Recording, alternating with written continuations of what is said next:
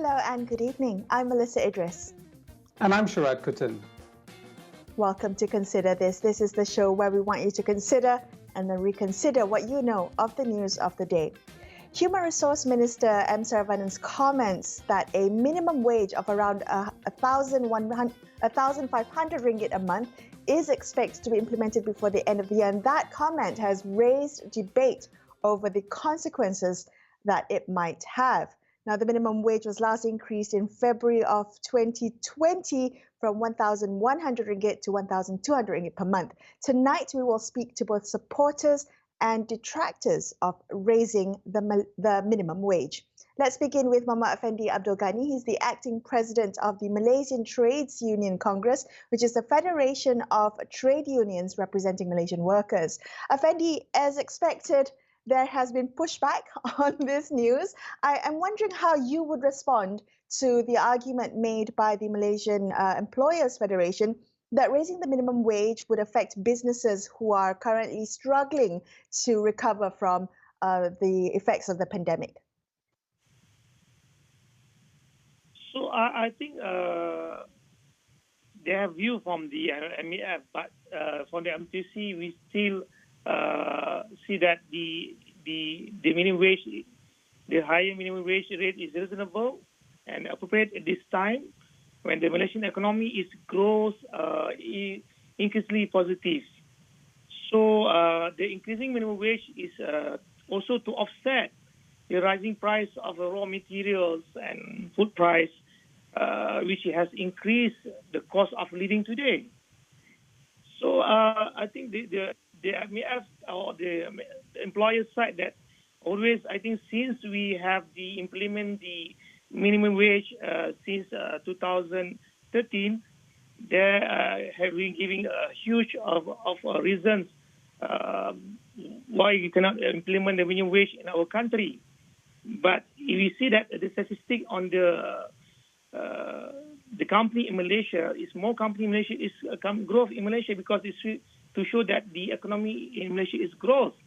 And also based on the MEF by itself, the survey on the minimum wages salary, she said that based on their survey, more employers are granting a salary increase to their employees in 2021 compared with the 2020. So this is indicating that a positive business recovering in the country.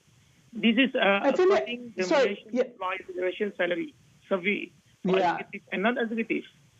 Yeah. Effendi, I want to ask you though, how many Malaysian workers earn less than the minimum wage? I mean, what percentage of the labor force?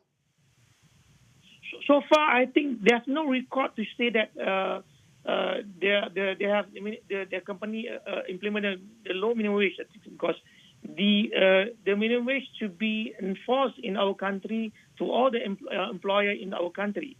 So far, the MTC, we don't receive any issue or any complaint on the minimum wage, on the implementation of the minimum wage. Why is it that every time there is a discussion about minimum wage, there's always this pushback and this debate? You know, we hear from unions like MTUC, we hear from employers associations like MEF. What do you think is the weakness, for instance, of the labor movement in terms of bargaining or leverage when it comes to discussing the minimum wage? Is it the fact that there are such low levels of unionization here in Malaysia? Yeah, I think the bargaining power of the labor force is affected by the degree of unionization. So the management, the labor harmony, and the ability of a critical skill. If the knowledge and the governance of the union organization is weak, then the weakness will also weaken the entire unions. So MTC, we indeed taking this matter seriously. When the bargaining power of employees at the enterprise level become weak, especially there's no unions at the workplace and a lack of the knowledge. So we insist that we need a more union to be established in our country, for more collective bargaining agreement to be set and secure the bargaining power within the employer and also the employees. Effectively, we've had several governments in the last decade. We had Barisan Nasional, we had Pakatan Harapan, we had Perikatan Nasional, and now we have some amalgam of something. I want to ask, yes, Keluarga Malaysia, that's right. So the question is, any of these governments shown sincerity with regard to the minimum wage? Or they tend to be governments that are more pro-business and more pro-employers than they are pro-employees? I think it's not say that more employer, more employees, but because, to balance the economy in our country, to balance for the income for our workers now, I think the government previously, I think, is the same. Whether we in Pakatan Harapan or Barisan Nasional or today or Perikatan Nasional as before, that they are consistently that the most important of the welfare of the workers in Malaysia. So I think that the issues is now not, I think, not a political view, but it's more on the way how the government, so how to balance the economy, because the challenge is very high now because we are in a pandemic. So the most of powerful reasons now given by the employer now is because of the pandemic and in the flood. I think this is part that where the governments need to be become the in between of the employed and employees. And as we know that in Malaysia we have tripartite dialogue. Actually, we have the National Level Advisory Council. In the Pakatan Harapan time, that we have a very frequent meeting. You can say every month we have a meetings with the governments, with the employer and with the employee to discuss the labor issue in Malaysia. But since the Perikatan Nasional and now that the current government now, we don't have any discussion, we don't have any engagement, especially to discuss on the national level issue in our country. Okay, all right. So as I understand it, the Human Resources Ministry is saying that they've got to take this to Cabinet to get approval, and the idea is to have 1,500 ringgit minimum wage by the end of the year. Fendi, what do you think might be the repercussions, particularly coming from the MTUC, if this proposal is not approved by Cabinet? No, I think most of we know that now today why we need set the higher minimum wages 1,500 ringgit, because can you see in ASEAN country, even in Indonesia, their minimum wages is more than us. So I think, do you think there might be political repercussions from workers if the minimum wage is not pushed through? No, I think it's more to balance the economy. Because of like I said just now, the price of raw materials, the food price increase every day. So now today, a lot of things now discussed about the chicken eggs. It's simple, but it's impact the cost for the workers, the impact of the people in Malaysia. So cost of living is very high today. That's right. We need to. The government are supposed to be. Once the government announced for the RMK 12, where that they want to be the high income. So I think high income country where the household have the 10,000 a month, right? Then supposed to be there must have discussed more on the not a minimum wages. Now we must go on the living wages. Yes, Effendi, thank you so much for joining us on the show tonight. Muhammad Effendi Abdul Ghani from MTUC, or the Malaysian Trades Union Congress. We're going to take a quick break, but after this, we'll hear from the Malaysian Employers Federation for their take. Stay tuned to consider this.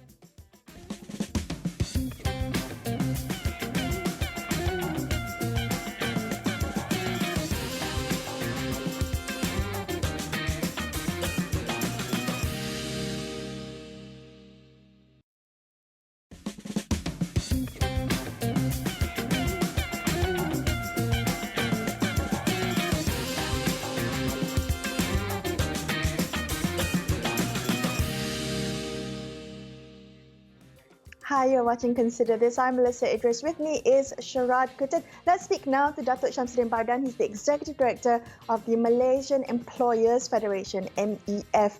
Shamsuddin, how would the MEF respond to economists who have come out to say that actually raising the minimum wage in Malaysia will not be detrimental to the economy or to businesses, contrary to MEF's claims? Of course, we would not agree with that kind of statement, in the sense that we know that many employers are currently suffering a lot of pressure because of the COVID-19 pandemic and also the recent floods in the Klang Valley especially. And I would say that most of the employers now are not talking about making profit. They're just talking about trying to survive and also continue their business. And of course, the fact remains that many employers are suffering losses during this period. And of course, I'm not denying that there are some companies, some kind of industries that actually make good profit during this period. But generally speaking, most employers are actually suffering a lot of losses currently. And they're just talking about trying to survive the current situation. Yeah, I guess, everybody's trying to survive, workers included. I do want to ask you, though, when we talk about the minimum wage, because it comes out almost on an annual basis, who in the country is earning less than the minimum wage now? I mean, what percentage would you put it at, and how significant would it be for employers as a whole to raise it to this 1,500 level? Yep. Perhaps if, the study made for the minimum wages in 2018 is of any indicator, this study is done not by employers or so, but this is done by a government body, in the sense that the finding was to say that at that time of the minimum wages of 1,000, those benefiting from the minimum wages at that time in 2018 was or were about 1.8 million. And we know that at that material time, we have about 2 million foreign workers in the country. So, of course, in that kind of situation, this is where we always say that the people that really benefit out of any increases in the minimum wages are not the local workers. The foreign workers are the one that is going to benefit from any increases in minimum wages, because our local workers are normally paid higher than the minimum wages. So at the end of the day, when we increase the minimum wages, the foreign workers will not really spend whatever increases they have in their wages to enrich our economy. But they will definitely send the money to their home country. They will remit the money to their home country. And of course, our calculations indicated that, for every 100 ringgit increase in wages, the foreign workers would send about 4 billion ringgit yearly to their home country. This is the additional amount of remittances they make.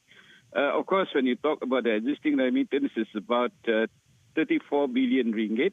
That is through the official sources, but if you include the unofficial sources of remitting money to the source country, then the amount of remittances can actually be close to 70 billion ringgit per year. Yeah, so that is the amount of Sorry, can I just follow up on that? Samsud, are you saying that the argument you're making is that the minimum wage policy, because it doesn't benefit local workers, is something that you're resisting? I mean, foreigners are workers too, right? It's how do you justify this argument based solely on the fact that some workers are non-citizens?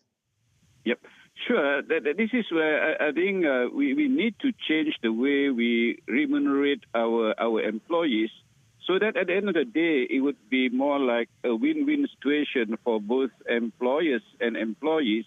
And we don't really have to argue this issue about minimum wages, things like that. And of course, I'm alluding more to the situation where the local workers should actually upgrade their skill. They should be multi-skilled, and they should certify their skill. And of course, on the employer side, I would say that employers must be willing to invest in digitalization and mechanization and automation. But of course, we know that the ability of the local company to do so can be very challenging. And this is where perhaps the government should actually incentivize the local employers to actually mechanize and adopt digitalization, so that at the end of the day, with the higher skills of the employees that we have, and with better technology, then we all can improve our productivity. Right. And with the improvement of productivity, then we can share the proceeds of the improvement, even without really arguing about minimum wages, things like that. Okay, Shamsuddin, if I may just follow up on Sharad's question a bit earlier. The argument that MEF has put forth this time around for the 1,005 minimum wage raise is because right now businesses are struggling to recover from the pandemic. Is it the timing of this that you object to, or is it raising the minimum wage? What if the government said, okay, we'll wait till next year to raise the minimum wage? No, there are, I think, multiple issues here. Of course, critical part is the timing, yeah. And of course, I said earlier, employers currently are not talking about even making profit, but mostly, I think, trying to survive. And of course, if we are being would you object to it if it's next year? No, of course, I think we are still in the recovery mode now. And of course, we are still reeling from the pandemic and also the recent floods. And I would say that for employers to actually recover this, it may take even up to 2 years. Then perhaps once the economy fully recovered, it may take 2 years or even something like lesser than 2 years, depending on the situation. Then we can start discussing about what should be the wages, thing like that. Yeah. Okay, Shamsuddin, thank you so much for joining us on the show. Appreciate your time. Datuk Shamsuddin Bardan from the Malaysian Employers Federation. And we're going to take another quick break here and consider this. We'll be back with more. Stay tuned.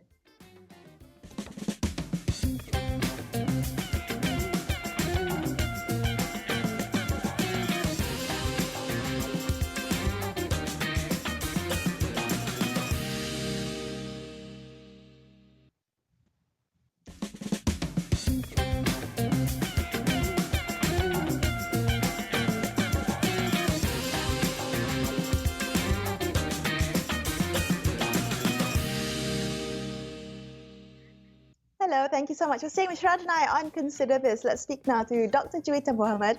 She is the director of the Economics and Business Unit, as well as the acting director of research at the Institute for Democracy and Economic Affairs, better known as IDEAS. Juwita, what do you see as some of the economic repercussions of raising the minimum wage from 1,005 to from the current 1,002 to 1,005? Well, first and foremost, I think we should stick to the deadline of reviewing the increase of the minimum wage every 2 years. So since the law has been introduced, we have not failed to review it, to increase it, looking at the current situation on the ground, looking at inflation rates, looking at the higher cost of living and the price hikes. So it is without a doubt timely for us to review, especially 2 years after the pandemic. We have to look at the data here. In 2020, the monthly median wage for male workers reached 2,093 ringgit per month, and for women it's lower at around 2,019 ringgit. So again, this is shocking because as median value, you see that 50% of the population are paid less than that, and 50% are paid more than that. So then again, we see that with the pandemic, it has affected all households negatively. So again, we have to also pay attention to the low entry level wages that have stayed the same for the last 15 years. Wages are not growing organically since trade associations and also worker associations do not have a strong power to negotiate wages and also non-wages benefits at the workplace. So there is no other way to negotiate wages. The minimum wage is our only device for wage growth in the country. Judah, is there an argument to be made that, in fact, government has no role in discussion of wages, that wages should be negotiated at an enterprise level, and, you know, it behooves the labor movement or workers in those enterprises to strengthen themselves so that they get better deals, and so on and so forth? I mean, is there an argument for the marketplace to make these decisions? Well, in a perfect competition world, of course, the wages are governed by supply and demand, also by the ability of these workers to band together and bargain for better wages and also better non-wage benefits. So again, in Malaysia, government control on union registration and also activities lead to weaker and also less numbers of unions as a whole. So unions have remained weak, even though it has been noted that better bargaining rights for workers through unions could ensure better wages and benefits. And just some numbers out there for you: in 1992, only 11% of workers are unionized in Malaysia, and that number now stands only at around 7%. So again, wages are low, and this phenomenon is very much correlated with a steady fall in union membership, and in part caused by dependence on foreign labor. Right. So what about the, I guess, the response from some Malaysian employers who say that, well, this will hurt businesses. They're struggling already, trying to recover from the pandemic. Would that have a material impact on the economy should the minimum wages be raised? And again, this is where I have to go back to the provision of the law itself. It was introduced it was already introduced at a very low rate, and the condition was that every 2 years we need to revisit the minimum wage so that it mirrors inflation rates and also the demand and supply of the market. So again, as we know, we're facing with higher inflation rates and price hikes, and this would translate into higher cost of living and, you know, higher prices for goods and also for services. And again, this should be mirrored by what the wages are to a certain extent. I do understand that we are recovering, but again, I do feel that this needs to be followed quite carefully, because again, this is the only measure for wages to increase in this country. It cannot be increased organically through other measures. So I do not feel that we should postpone. I do feel that we need to progressively increase our minimum wage in line with our upper middle income status country. Juita, we spoke to the acting president of MTUC, and he said there is, in fact, a mechanism, a tripartite mechanism, and during the Pakatan Harapan government, they met on a monthly basis. But since then, there have been few or no meetings at all. So the question is, are these structures actually working, and what kind of commitment do you see from government? I mean, we've had several governments now. I mean, to this mechanism, and do you think there's a lack of political will at the moment?